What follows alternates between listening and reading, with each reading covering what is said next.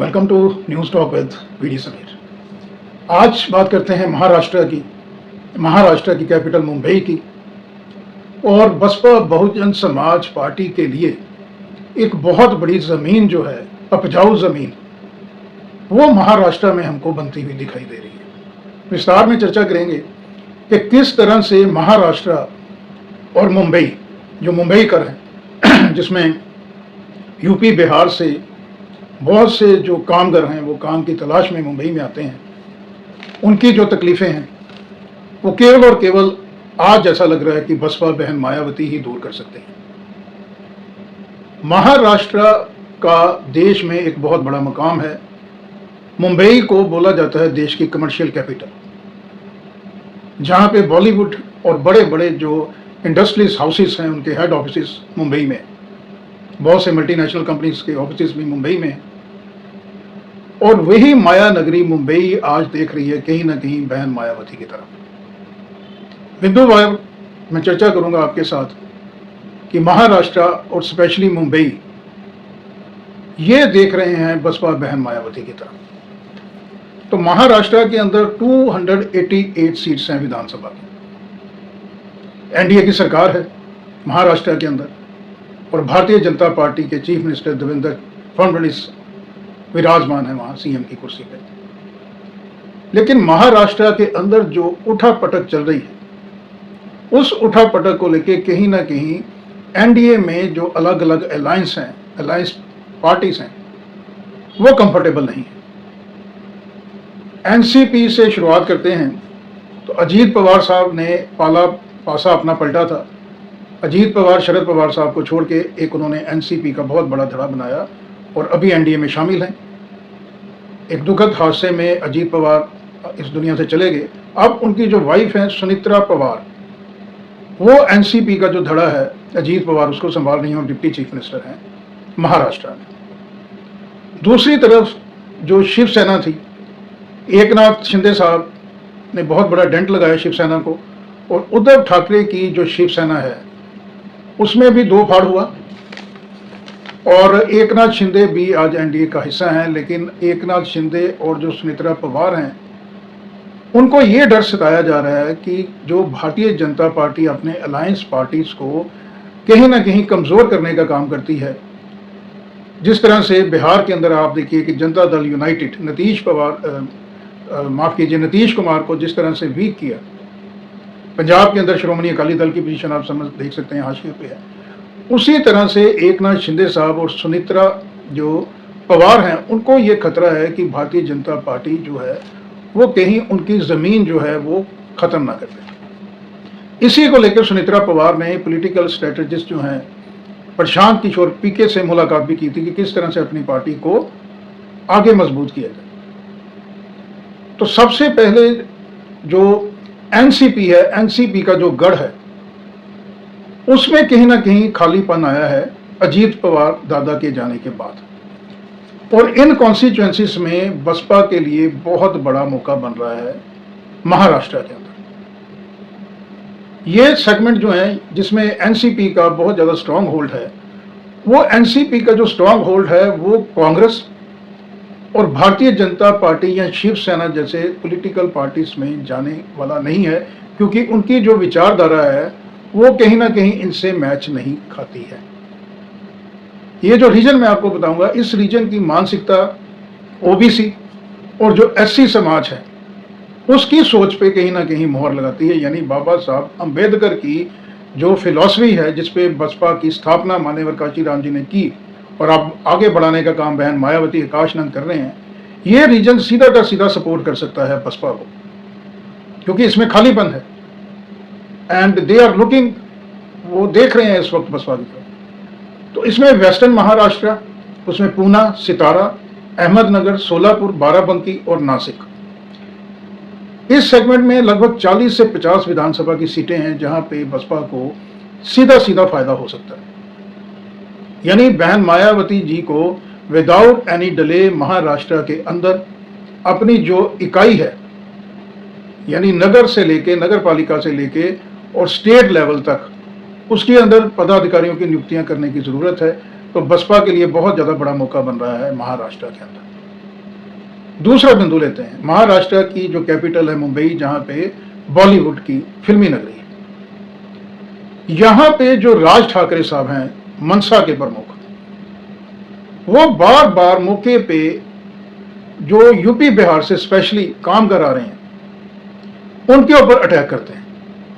इसमें ऑटो चालक हैं, रेडी वाले, पटरी वाले हैं, मजदूर लोग हैं, उनको अपशब्द और कई बार उनके साथ हाथापाई भी की जाती है मनसा के लोगों के द्वारा। और लगातार जो शिवसेना और मनसे ये मुंबईकर का इशू उठाती है और जो गैर मुंबईकर हैं उनको टारगेट करती है। इसको लेके जो बॉलीवुड के बड़े सितारे जो मुंबईकर नहीं है, मैं आपको बताना चाहूंगा, अमिताभ बच्चन, शाहरुख खान, अक्षय कुमार, शत्रुघ्न सिन्हा, मनोज बाजपेयी जैसे जो बहुत बड़े फिल्मी स्टार हैं, ये मुंबईकर नहीं हैं, ये यूपी, बिहार और दिल्ली के सितारे हैं।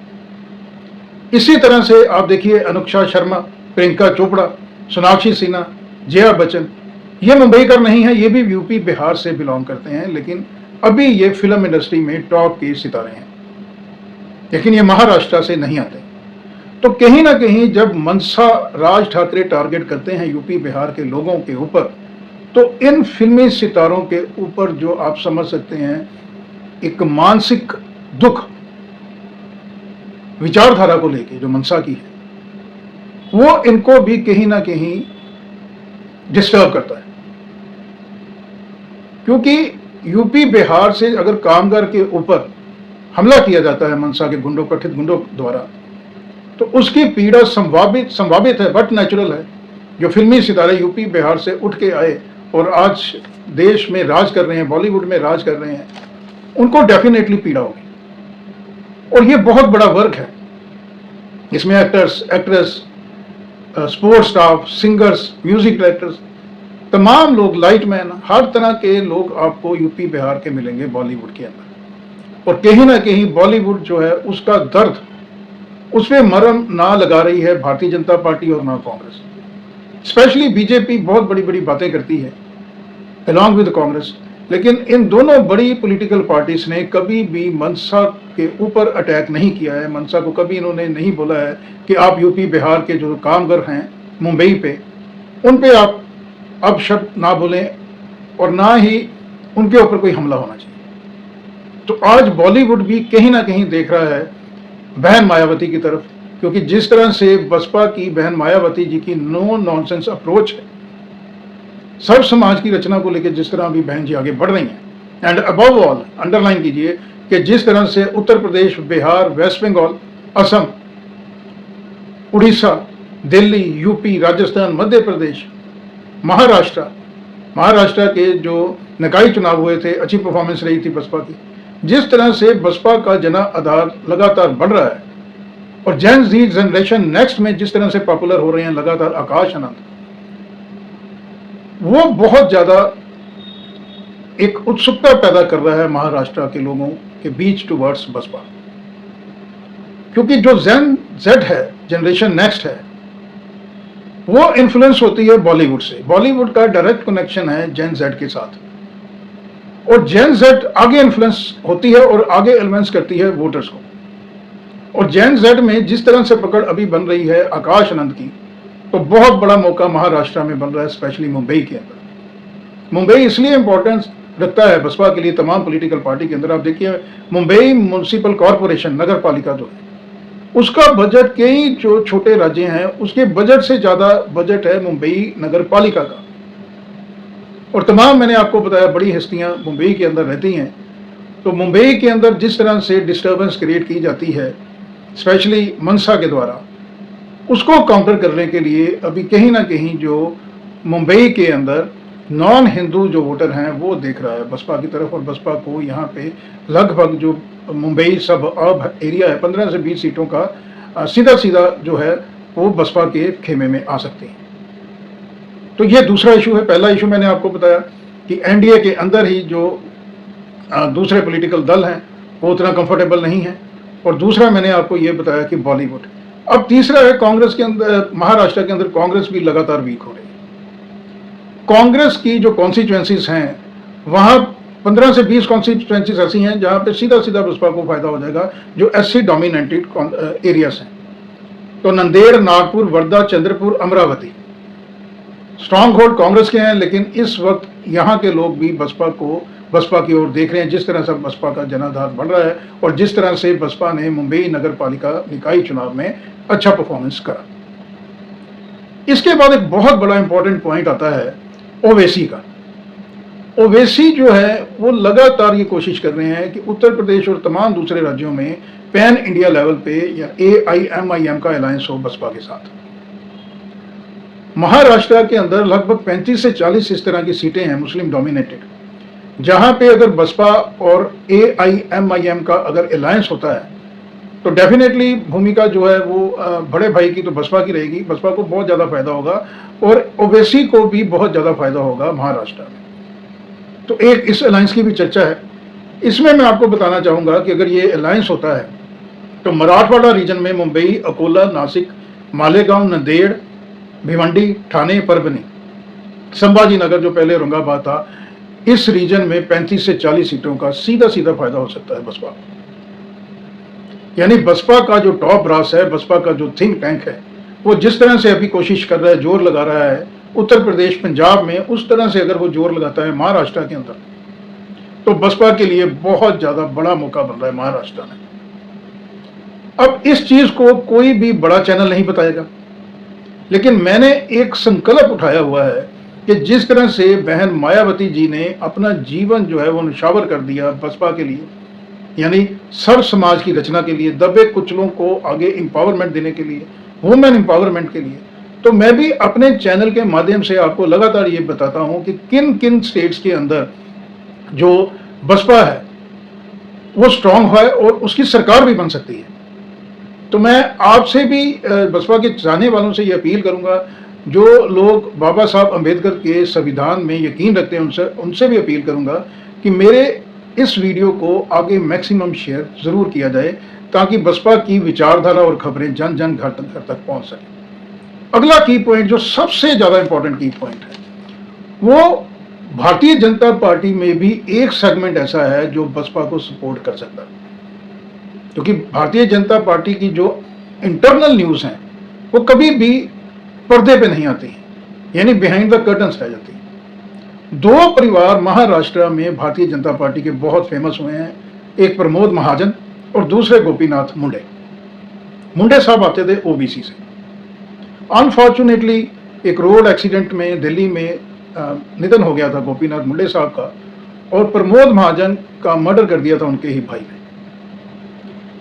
इन दोनों लोगों का महाराष्ट्र में, मुंबई में बहुत होल्ड हुआ करता था, और यह माना जाता था कि प्रमोद महाजन साहब जो हैं वो सेकंड इन कमांड थे जब भारतीय जनता पार्टी एनडीए की सरकार बनी थी। यानी स्ट्रेटजी जो थी वाजपेयी साहब की गवर्नमेंट में वो बनाया करते थे प्रमोद महाजन साहब, और जो गोपीनाथ मुंडे हैं वो महाराष्ट्र, मुंबई की पॉलिटिक्स में उनका बहुत बड़ा नाम था।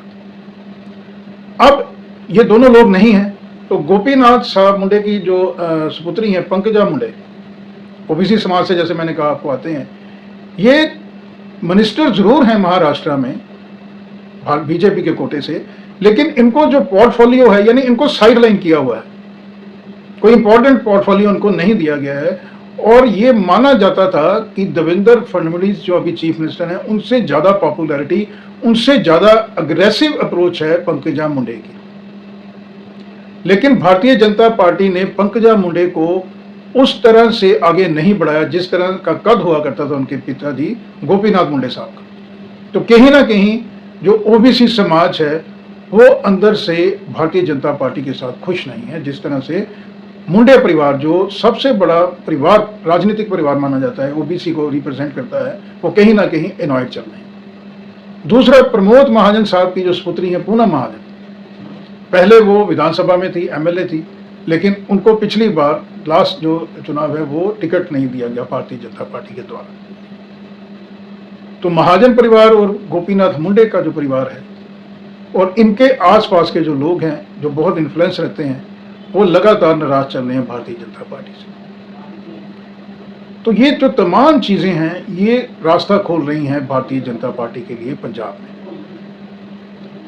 पंजाब के अंदर मैं माफ़ कीजिए, पंजाब के अंदर तो रास्ता खुला ही हुआ है, मैं बात कर रहा हूँ महाराष्ट्र की। तो महाराष्ट्र के अंदर बॉलीवुड, बड़े-बड़े इंडस्ट्रियलिस्ट और इसके अलावा जो यूपी, बिहार के कामगर हैं, ये देख रहे हैं अभी बसपा की तरफ।